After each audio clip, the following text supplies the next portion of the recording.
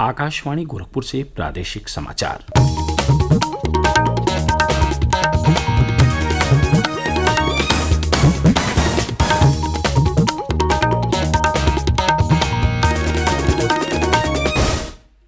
नमस्कार, समाचार बुलेटिन के साथ मैं वेद प्रकाश पाठक। पहले मुख्य समाचार।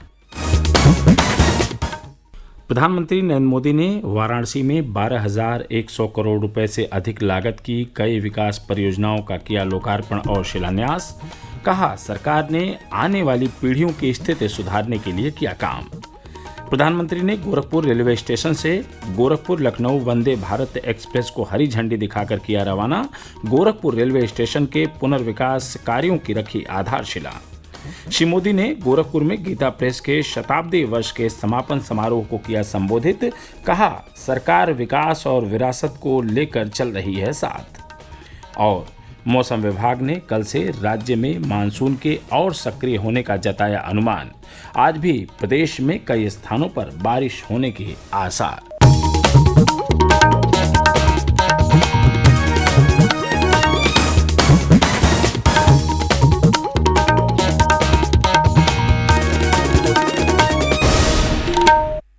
अब समाचार विस्तार से। प्रधानमंत्री नरेंद्र मोदी ने कल वाराणसी में 12,000 करोड़ रुपए से अधिक की 29 विकास परियोजनाओं का लोकार्पण और शिलान्यास किया। उन्होंने 10,720 करोड़ रुपए की 19 परियोजनाओं का उद्घाटन किया और 1,389 करोड़ रुपए की 10 परियोजनाओं का शिलान्यास किया।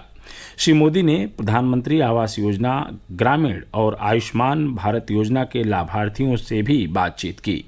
इस अवसर पर प्रधानमंत्री ने कहा कि सरकार ने आने वाली पीढ़ियों की स्थिति सुधारने के लिए काम किया है।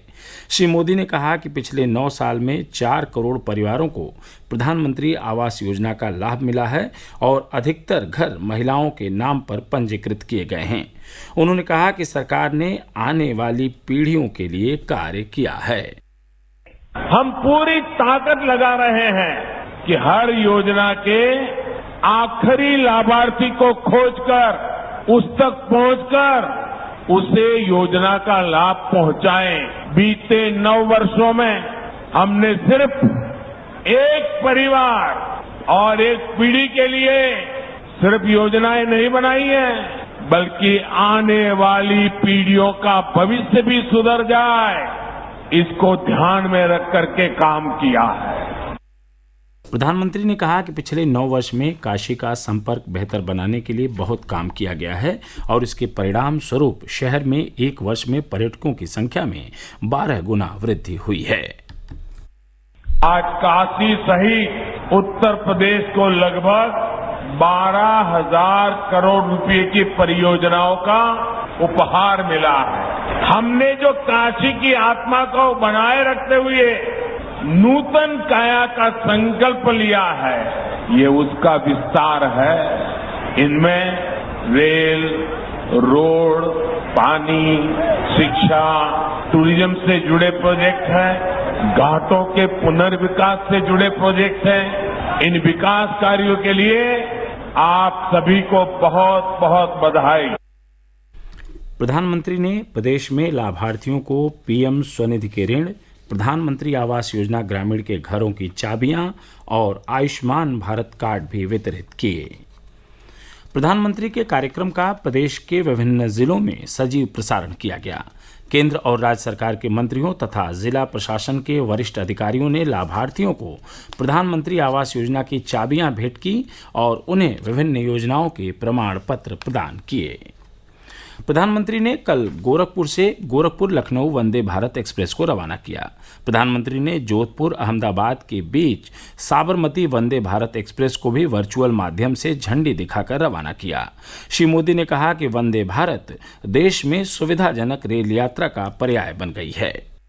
वंदे भारत ट्रेन ने देश के मध्यम वर्ग को सुविधाओं और सहूलियतों के लिए एक नई उड़ान दी है। एक समय था जब नेता लोग चिट्ठियां लिखा करते थे कि हमारे क्षेत्र में इस ट्रेन का एक जरा हॉल्ट बना ले, उस ट्रेन का हॉल्ट बना ले।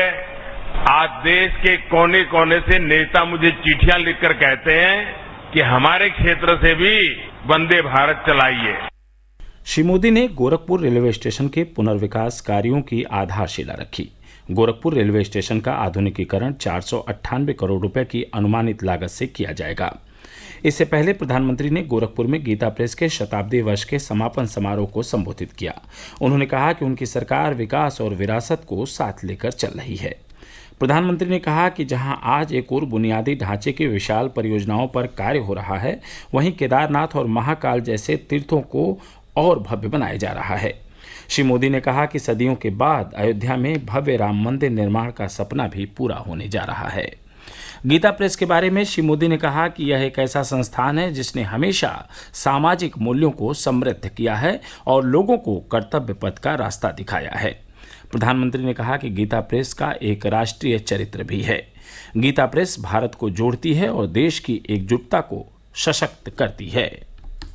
साथियों, गीता प्रेस विश्व का ऐसा इकलौता प्रिंटिंग प्रेस है जो सिर्फ एक संस्था नहीं है बल्कि एक जीवंत आस्था है। गीता प्रेस का कार्यालय करोड़ों करोड़ लोगों के लिए किसी से किसी भी मंदिर से जरा भी कम नहीं।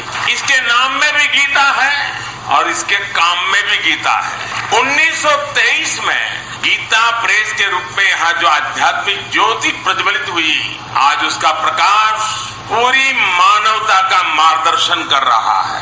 हमारा सौभाग्य है कि हम सभी इस मानवीय मिशन की शताब्दी के साक्षी बन रहे हैं। गीता प्रेस को वर्ष 2021 का गांधी शांति पुरस्कार दिए जाने पर श्री मोदी ने कहा कि ये गीता प्रेस की 100 वर्षों की विरासत का सम्मान है। प्रधानमंत्री ने यह भी कहा कि गीता प्रेस से महात्मा गांधी का भावनात्मक जुड़ाव था और वे कल्याण पत्रिका के माध्यम से गीता प्रेस के लिए लेख लिखा करते थे। प्रधानमंत्री ने इस अवसर पर चित्रमय शिव पुराण ग्रंथ और शिव महापुराण के नेपाली संस्करण का विमोचन किया। श्री मोदी ने गीता परिसर स्थित लीला चित्र मंदिर का अवलोकन भी किया। गीता प्रेस में आयोजित कार्यक्रम में मुख्यमंत्री योगी आदित्यनाथ ने कहा कि प्रधानमंत्री नरेंद्र मोदी के नेतृत्व में पिछले 9 वर्षों में भारत की आस्था और विरासत को सम्मान देने का कार्य किया गया है। उन्होंने कहा कि आज वैश्विक स्तर पर भारत की प्रतिष्ठा बढ़ी है। गीता प्रेस को शताब्दी वर्ष की बधाई देते हुए मुख्यमंत्री ने कहा कि गीता प्रेस दशकों से भारत की मूल आत्मा को जागृत करने का कार्य करता रहा है। गीता प्रेस अपने 100 वर्ष की एक शानदार यात्रा को लेकर के आगे बढ़ा है और शानदार यात्रा में इन 100 वर्षों में विगत 75 वर्षों में कोई प्रधानमंत्री गीता प्रेस में आज तक नहीं आ पाया, क्योंकि गीता प्रेस भारत की मूल आत्मा को जागृत करने का कार्य करता रहा है और उसे पहली बार भारत के किसी यशस्वी प्रधानमंत्री जी के द्वारा सम्मान दिया गया है। और मैं आदरणीय प्रधानमंत्री जी का इसके प्रति भी आभार व्यक्त करता हूं कि 2021 के गांधी पीस प्राइज के लिए भी गीता प्रेस के योगदान को सम्मानित करने का कार्य आपकी अध्यक्षता में गठित जूरी ने किया। यह न केवल गीता प्रेस का बल्कि भारत की उस हर धरोहर का सम्मान है जो हमारी पहचान है और जो भारत को एक नई पहचान के साथ आगे बढ़ाने का कार्य करता है। हमारे संवाददाता ने बताया कि गीता प्रेस ने अपने 100 वर्षों के इतिहास में 93 करोड़ से अधिक पुस्तकों का प्रकाशन किया है। गीता प्रेस हिंदू धार्मिक ग्रंथों का विश्व का सबसे बड़ा प्रकाशक है। प्रेस रामचरितमानस, गीता, उपनिषदों और पुराणों का प्रकाशन करता है। गीता प्रेस की स्थापना वर्ष 1923 में सनातन धर्म की पुस्तकों को जन जन तक पहुंचाने के लिए स्वर्गीय जयदयाल गोयनका द्वारा की गई थी। अपनी 100 वर्षों की यात्रा में इस ऐतिहासिक प्रेस ने 1800 विभिन्न विषयों पर 15 अलग अलग भाषाओं में 93 करोड़ से अधिक पुस्तकें प्रकाशित की हैं। हाल ही में गीता प्रेस को वर्ष 2021 का गांधी शांति पुरस्कार देने की घोषणा की गई है। प्रेस का इतिहास गौरवपूर्ण रहा है। राष्ट्रपिता महात्मा गांधी इसकी मासिक पत्रिका कल्याण के लिए नियमित लेख लिखा करते थे। कल्याण पत्रिका गीता प्रेस के सर्वाधिक बिकने वाले प्रकाशनों में से एक है। प्रेस का प्रवेश द्वार भव्य है, जिसका उद्घाटन 1955 में भारत के पहले राष्ट्रपति डॉक्टर राजेंद्र प्रसाद ने किया था। पूर्व राष्ट्रपति रामनाथ कोविंद भी पिछले वर्ष गीता प्रेस के शताब्दी वर्ष के शुभारंभ अवसर पर गोरखपुर आए थे। गीता प्रेस के बारे में खास बात यह है कि ये प्रेस न तो अपने प्रकाशनों में विज्ञापन प्रकाशित करता है और न ही किसी प्रकार का चंदा लेता है। प्रेस की सभी पुस्तकें प्रिंटिंग लागत पर ही लोगों को उपलब्ध कराई जाती हैं। आकाशवाणी समाचार के लिए गोरखपुर से आदित्य शुक्ला। मौसम विभाग ने कल से प्रदेश में मानसून के और सक्रिय होने की संभावना जताई है। आज पश्चिमी उत्तर प्रदेश के अनेक स्थानों पर और पूर्वी उत्तर प्रदेश के कुछ स्थानों पर वर्षा होने के आसार हैं। वहीं कल से अगले कुछ दिनों तक पश्चिमी उत्तर प्रदेश के लगभग सभी स्थानों पर बारिश हो सकती है। पूर्वी उत्तर प्रदेश में वर्षा में 10 जुलाई से तीव्रता आएगी। इस बीच कल प्रदेश के पश्चिमी जिलों में अच्छी वर्षा हुई। कई स्थानों पर जलभराव से लोगों को मुश्किलों का भी सामना करना पड़ा। और अंत में इस बुलेटिन के मुख्य समाचार एक बार फिर। प्रधानमंत्री नरेंद्र मोदी ने वाराणसी में 12,100 करोड़ रुपए से अधिक लागत की कई विकास परियोजनाओं का किया लोकार्पण और शिलान्यास। कहा, सरकार ने आने वाली पीढ़ियों की स्थिति सुधारने के लिए किया काम। प्रधानमंत्री ने गोरखपुर रेलवे स्टेशन से गोरखपुर लखनऊ वंदे भारत एक्सप्रेस को हरी झंडी दिखाकर किया रवाना। गोरखपुर रेलवे स्टेशन के पुनर्विकास कार्यों की रखी आधारशिला। श्री मोदी ने गोरखपुर में गीता प्रेस के शताब्दी वर्ष के समापन समारोह को किया संबोधित। कहा, सरकार विकास और विरासत को लेकर चल रही है साथ।